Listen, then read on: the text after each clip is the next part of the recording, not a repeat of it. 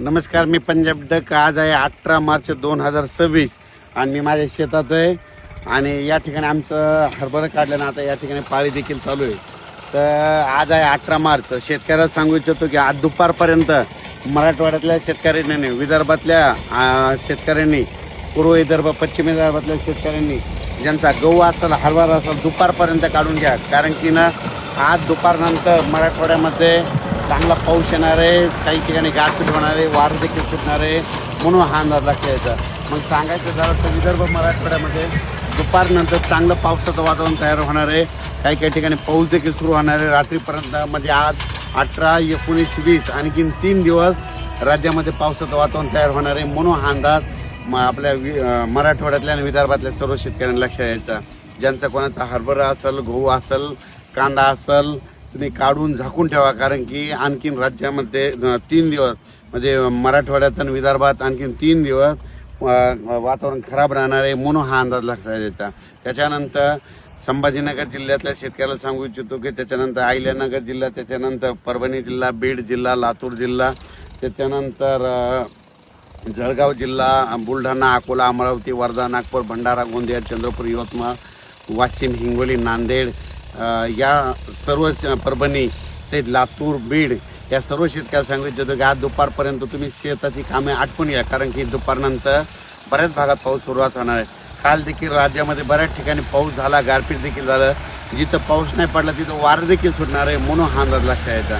म्हणजे सांगायचं झालं तर राज्यामध्ये आणखीन 3 दिवस वातावरण खराब होणार आहे. त्याच्यामध्ये विदर्भ, मराठवाड्यामधल्या सर्व शेतकऱ्यांनी हा अंदाज लक्षात घ्यायचा आणि आपण आपल्या पिकाची काळजी घ्यायची. काल देखील तुम्हाला एक सांगू इच्छितो, मी म्हटलं होतं ना तेलंगणा, कर्नाटकमध्ये खूप पाऊस पडेल. तर कर्नाटकमध्ये इतकी गारपीट झाली म्हणजे जणू काय हिमालयच तिथं अवतरला.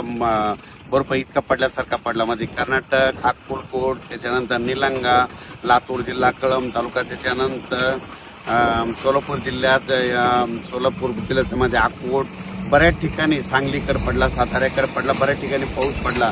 पण आणखीन दुपारपर्यंत वेळ आहे. त्यांच्या मराठवाड्यातले शेतकऱ्याला सांगितलं तरी तुम्ही काय करा, दुपारपर्यंत तुम्ही तुमचे आलेले गहू असेल, हरभरा असेल, शेतात असेल तर काढून झाकून घ्या. कारण की राज्यात आज पावसाचं वातावरण आहे.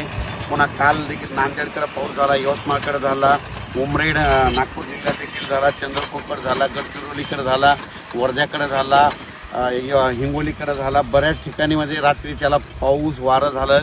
त्याच्यामुळे आज पुन्हा आणखी ते पुढं सरकणार आहे.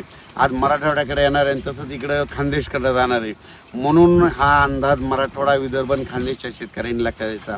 खास करून कोरडवाहू शेतकऱ्यांनी हा अंदाज लक्षात घ्यायचा. कारण की राज्यामध्ये आज दुपारनंतर बघा बऱ्याच ठिकाणी दुपारी 2:30च्या नंतर बऱ्याच ठिकाणी पाऊस सुरू झालेला दिसेल. काही ठिकाणी 5 वाजता येईल, काही ठिकाणी रात्रीच्या येईल. म्हणून हा अंदाज विदर्भातल्या आणि मराठवाड्यातल्या सर्व शेतकऱ्यांनी अंदाज लक्षात घ्यायचा.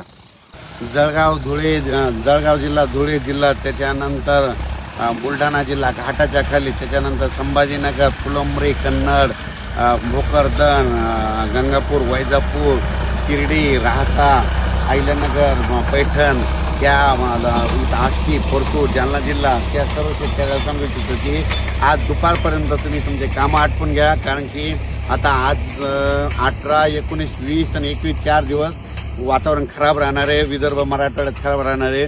म्हणून हा अंदाज विदर्भ, मराठवाड्यातल्या शेतकऱ्यांनी लक्षात द्यायचा. पुढचं नका द्यायचं. आता सर्व शेतकऱ्यांनी आपण आपल्या शेताची हरभरा असेल, गहू असेल, कांदा असेल काढून झाकून घ्या. कारण की आणखी राज्यामध्ये 18, 19, 20, 21 4 दिवस पावसाचं वातावरण राहणार आहे. तिथं खास करून विदर्भ, मराठवाड्यात राहणार आहे. म्हणून जे कोरडवाहू शेतकऱ्यांनी हा अंदाज घ्यायचा आणि आपण आपल्या पिकाची काळजी घ्यायची. अचानक वातावरणात बदल झाला तर लगेच एक मेसेज दिला जाईल. धन्यवाद.